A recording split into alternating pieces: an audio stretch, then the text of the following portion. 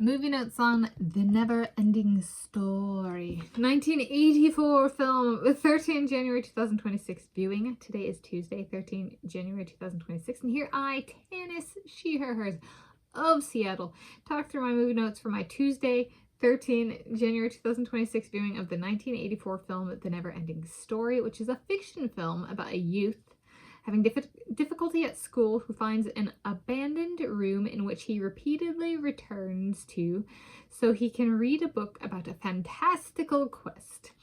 Yes, and so this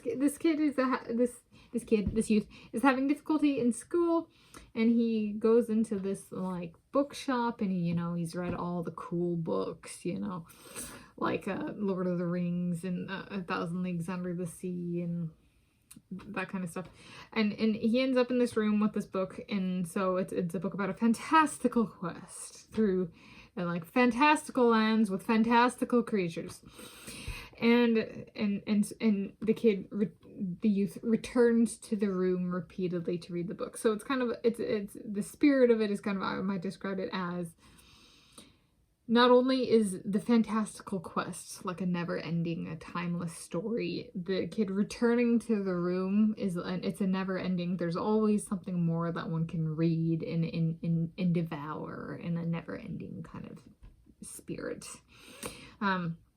So there's a variety of styles / materials for cinematography, which was cool. The acting is a bit awkward for my tastes, so I was not a bookworm type growing up, and some of it really just like kind of comes across as they are trying to sexualize reading books. Like it'll be a part in the story, and it'll show the kid, and he'll like put the book down, and he'll be like panting really heavily and lying on his back and stuff. I'm just kind of like, no. So for stuff like that and there's kind of like, as someone of Native American ancestry, it's a bit offensive and stigmatizing, so no. So overall, I'll give it a 2 out of 5 stars rating.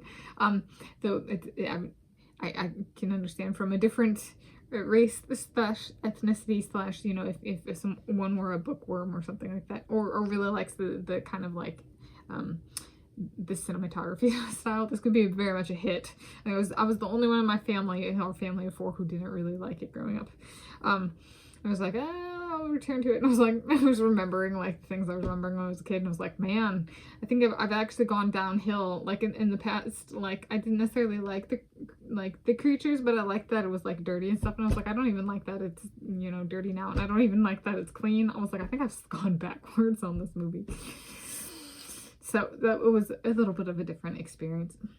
I was like, what can I extrapolate to my own life for never-ending stories? And so kind of repeating what I said this morning. For broaching soulmate residency, trying to provide the central hub for a never-ending story. Residency equals moving plus living. The settled version of moving is traveling, and the settled version of living is living. My moving, and hence my travel guy, is my Josh Kerr. My living guy is my Gerbrand Cedar. Both handsome hunks. Do I move in with my Josh only to have Gerbrand show up like with a car and be like, I'm here, and like everything he has is in the car, and Josh is like, you live with her, and I'm like, I'm sharing my room with my Gerbrand. Yeah, baby. Okay. Anyway, and that happens a bunch. No, there's 2. Okay. All right. And then for ruminating about surnames, trying to provide the stability for a never-ending story. The 3 pieces of my formula in sequence. There are 3 steps. 1, safety / security. 2, discord. 3, plateau. Okay, sequence step 1 of 3. My safety / security name, Tanis Presley, for my Elvis Presley. Sequence step 2 of 3, my discord name, Tanis Brady, for my Tom Brady. Like discord here means we live the rest of our lives with him being like, why did you take a Lordy?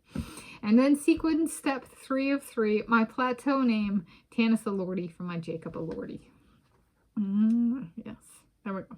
So there's my movie notes on the Never-Ending Story, 1984 film, 13 January 2026 viewing.